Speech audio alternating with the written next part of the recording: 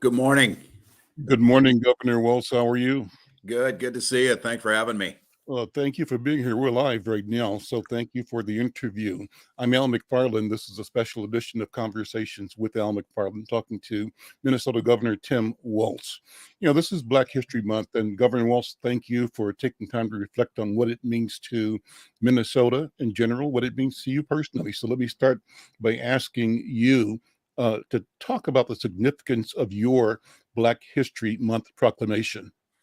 Yeah, well, Al, thanks for having me. And I think first and foremost, as you know, as a just a person and as a history teacher, being a public school teacher for all those years, we saw Black History Month as an opportunity to tell that history, to celebrate those achievements. And while it may be frustrating to some folks, many of our children don't get those stories. They don't know where they come from. They don't know the heroes beyond. It's good that they know on the civil rights leaders, but business leaders and scientific leaders and artistic leaders and all of those that go with this. So I think for me as a teacher, it was part of that. And I think as governor of Minnesota, using those proclamations is very clear, to use this month as an opportunity to refocus. And I think over the last several years, what we've seen, it becomes more important than ever. To make sure we tell this history. So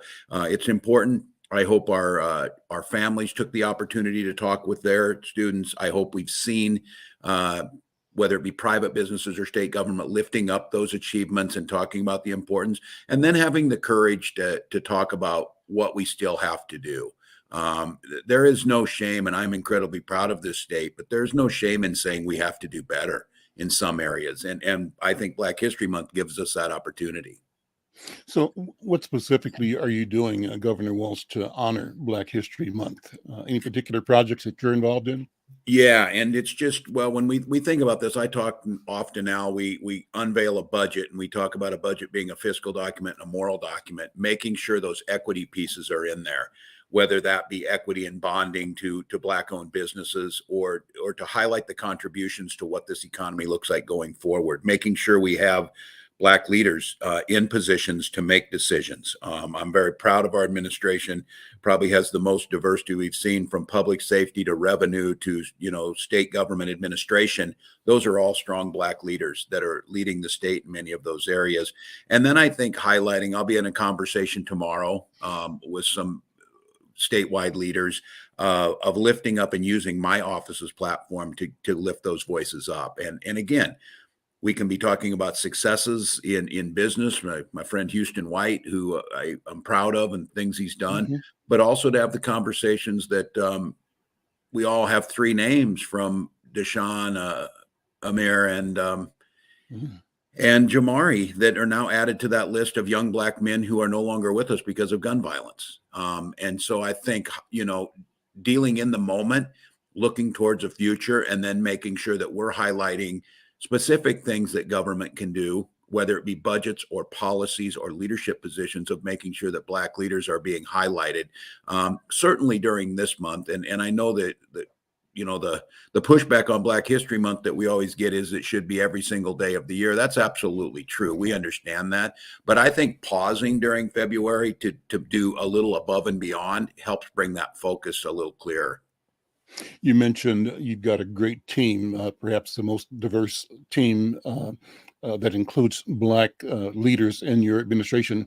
Take a minute, if you would, to say their names and to talk about what they do for you and with you and for the citizens of Minnesota. I think sometimes not hearing it, you take things for granted, and there's value in saying it. Yeah, no, commissioners. Obviously, folks are familiar with John Harrington, probably the most experienced public safety and police officer in the state, over 40 years of service, St. Paul chief, now at the Department of Public Safety, having him in there. All three of the top posts over there were Black leaders. I think you take a look at Department of Revenue. It's where the money goes. And Black leaders have told me this often: don't put us in positions just to say you put us in positions. Put us in positions to use our talents to lead. Robert Doty over at Revenue, tough work. I mean, he processes all the tax returns, processes all the law changes, able to do that. Alice Roberts Davis manages all of state government management. And during COVID, this is the woman who was behind getting all of those tests, getting all of those vaccines, setting up and creating contracts to do all of this. She comes as a highly skilled executive, could have worked anywhere she wanted to. Commissioner Robertson over at the Department of Labor and Industry, protecting workers during this time, a leading voice in making sure that if we're going to ask folks to go into workplaces, they're going to be respected, safe, and put in a place to be successful. And I think those names go on and on. These are major roles, and you know, a lot of times what we saw in the past was we'd put Black leaders in positions around housing, for example. Not to say that's not important, but you need people who are in charge, who are dealing with public safety, dealing with revenue, dealing with the business of procurement, making sure that for years, Black businesses had a heck of a time trying to get contracts, and they still do have challenges of you're starting out, you want to get a contract with state government. Those are lucrative. Those are good. Those are important. And we don't create that wealth in the community. So I think having a leader like Alice over there, make sure she knows where things are coming from. And I think for most people, they're not asking for anything above and beyond. They're asking to be treated fairly as everyone else. And I think in this country, we know with those systemic barriers that are in place, you got to have folks that understand and are willing to make the push. So I couldn't be prouder of those folks. And there's numerous others, but I think 4 of those major commissioners make a huge difference. You mentioned Houston White, my friend and fellow North Side businessman. Who else do you work with regularly in the community? And I asked the question in the sense of this whole idea of Black role models.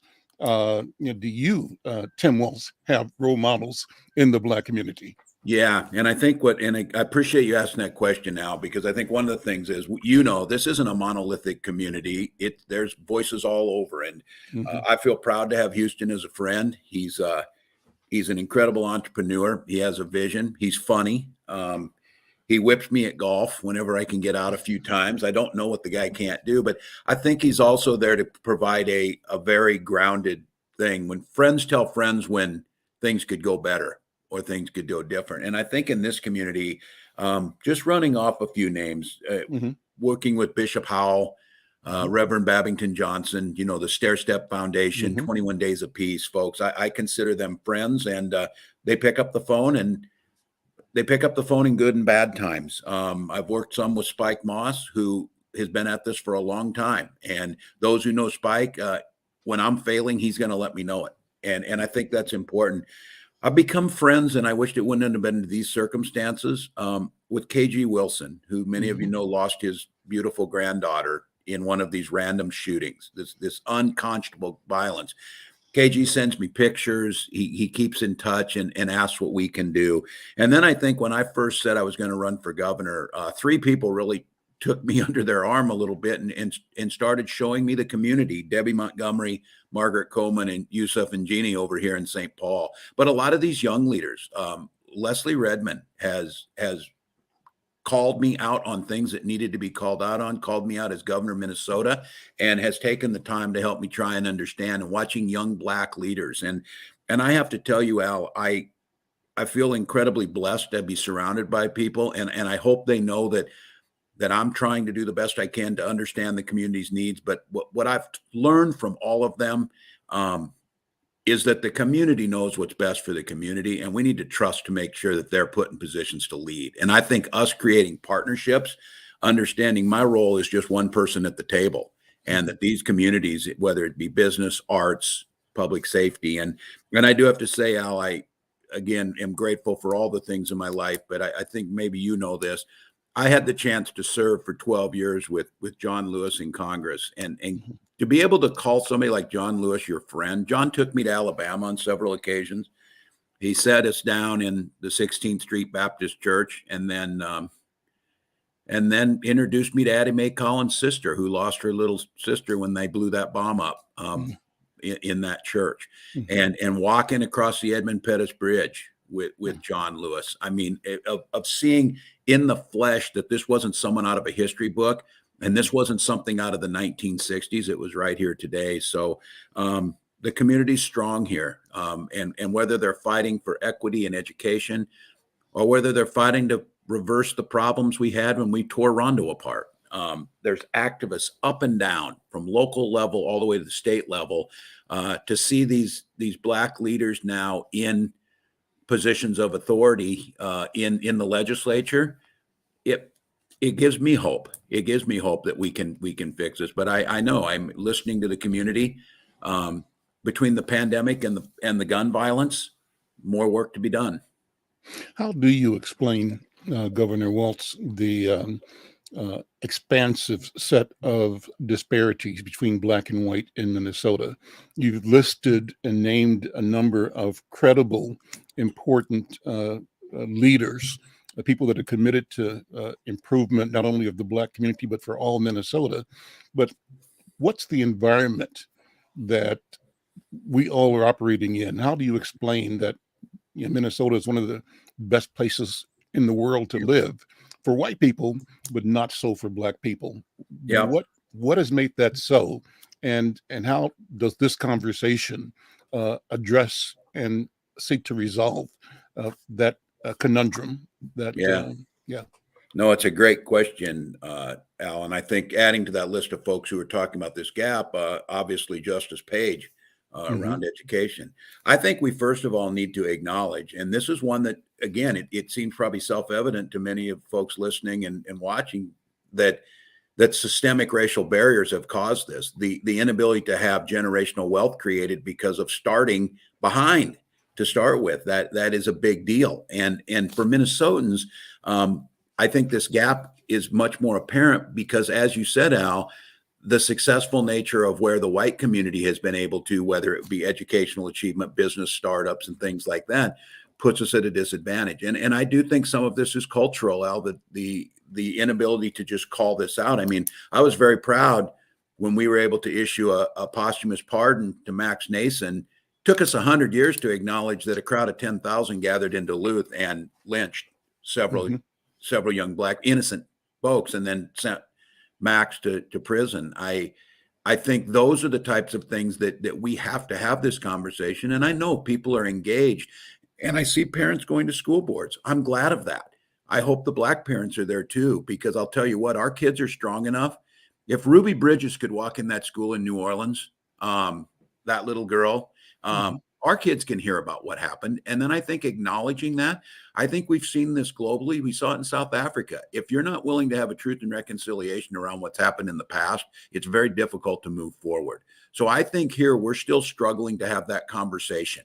And then I think we've seen these barriers. Why is it that Black businesses don't get procurement through state contracts as a highest level? Many of it is because of institutional barriers. And then having this conversation around school, our children need to be in a position where they're safe in their homes, they're food secure, and they have the opportunities that everyone else has. So I think it's a combination of things. I think it's a combination of an inability to address some of these past differences.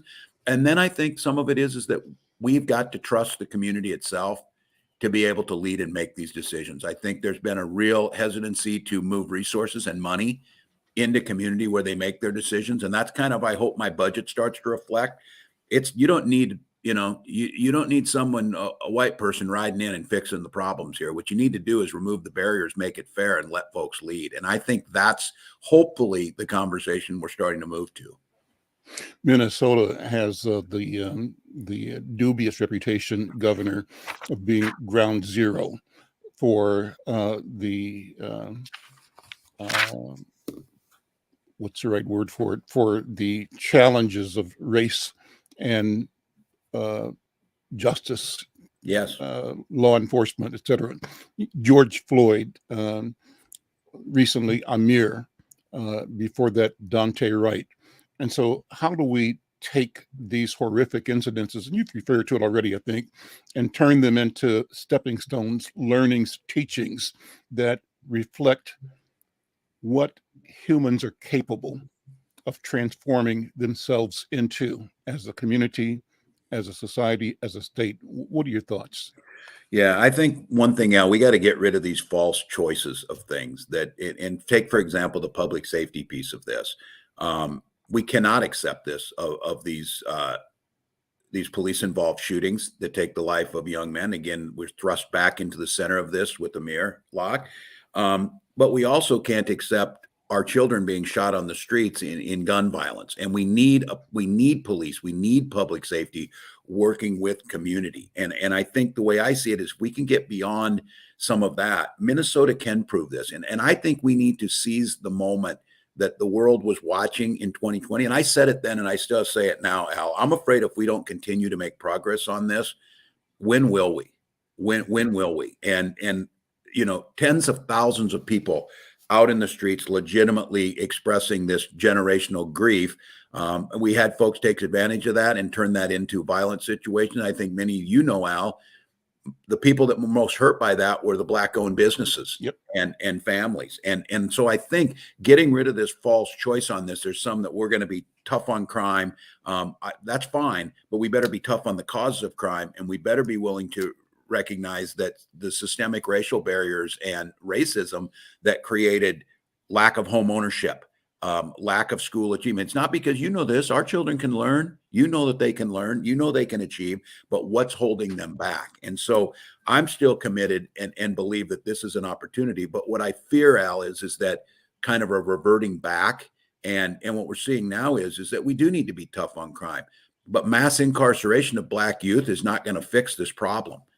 We have to have a more holistic approach, whether it be investments early on in home ownership and schools, whether it be gun related issues to get those guns off the streets, or whether it be making sure we're targeting the people who are doing this, because it's certainly not the entire population, but there are folks that are preying on others. And the statistics on this is these shootings are predominantly hurting the Black community. Mm-hmm. That's who's in the middle of this. Let me close with your comments, your thoughts on the political landscape, 22 and 24. What are the stakes? What are the issues? And how do you motivate both awareness, engagement, involvement, people taking their civic responsibility very seriously and making sure that the will of the people is not subverted by initiatives to derail, marginalize voters, suppress voters? Yeah. And this isn't, I don't say this as a pejorative, but it's clear there are folks that want to make it more difficult to vote. I make no bones about it. Voting should be one of the easiest things you do. When people bring up this, well, you got to have a license to do this. None of that is relevant to the point of being able to exercise the most important right you have, to be able to cast that vote. So I think here in Minnesota, I'm very proud that we have few barriers to voting. And of course, as we know, we have almost no election fraud at all that has ever occurred. So I think we need to set that narrative right. I do think what's at stake is this continued idea that we should shrink who votes. Some folks aren't even pretending anymore. They're saying it straight up right. We're back to the old, if you're not a landowner, you're not going to vote. And, we've seen this. We've taken away the rights of felons to vote. They do their time, they come back out, and we still make it hard for them to vote. Mm-hmm. They should have every right to do that. And I think what I think's at stake is that ability to have people engaged. And if it becomes harder for people to vote, it won't just be about certain groups losing elections. It'll be about a cynicism that sinks into people and they quit being engaged. And I'll tell you, when people are oppressed and they have no legal way to fix that, is it any wonder that they're going to turn to the streets? Is it any wonder that they're going to turn to things? Because that is the only way to bring about change. So I think here in Minnesota, continuing to engage, I'm going to continue to make the case that we're one Minnesota. I know some have said, well, since you've been elected, it's been worse on that. Between the global pandemic and George Floyd and others, there's no doubt that that's strained, but I'm still convinced the way out of this is to see ourselves interconnected in this, see that if the Black community is doing well, the white community is doing well, the indigenous community is going to be doing well, and to keep moving in that direction. So I don't think it'll be easy. I think there are those that would like to turn back the clock. I'm not interested in that. And I think here in Minnesota, there's enough leadership coming out of the communities that they're not going to allow it to happen either. What's the playbook, Governor, for you and Lieutenant Governor Peggy Flanagan? What's on the political agenda for both of you, the strategy? Yeah. I think getting out and talk to as many people as possible, making the case that when the times were tough, we led. I accepted responsibility, willing to put out programs that work. And I think the biggest thing is if if I wanted to hear what I would like someone to say is that he listened, learned, and worked with the communities themselves to make Minnesota a better place to live. My goal, Alison, when I took this job, was to make Minnesota the best place in the country to raise a family and have a child. I think we have a lot of reasons to be hopeful about that, but we're leaving some folks behind. And so I think our goal is to get out there and talk to people, show them that politics can be joyful. It can be something to lift up your life. Your voice matters. It's not about denigrating the other side. It's not about, catchphrases or making fun of people. It's about saying, this is what I'm going to do. I'll use my position to be a part of that. And I'll stand up and take responsibility when it doesn't work. And I think that's what we've done. The news around COVID is looking better. Our state has a budget that can start to correct some of these paths. We have folks out there who are leading. Now we just need to bring it together and make it happen. Governor Tim Walz, thank you so much. Appreciate the opportunity and keep up the good work. Thank you, Al. Good to see you. Take care.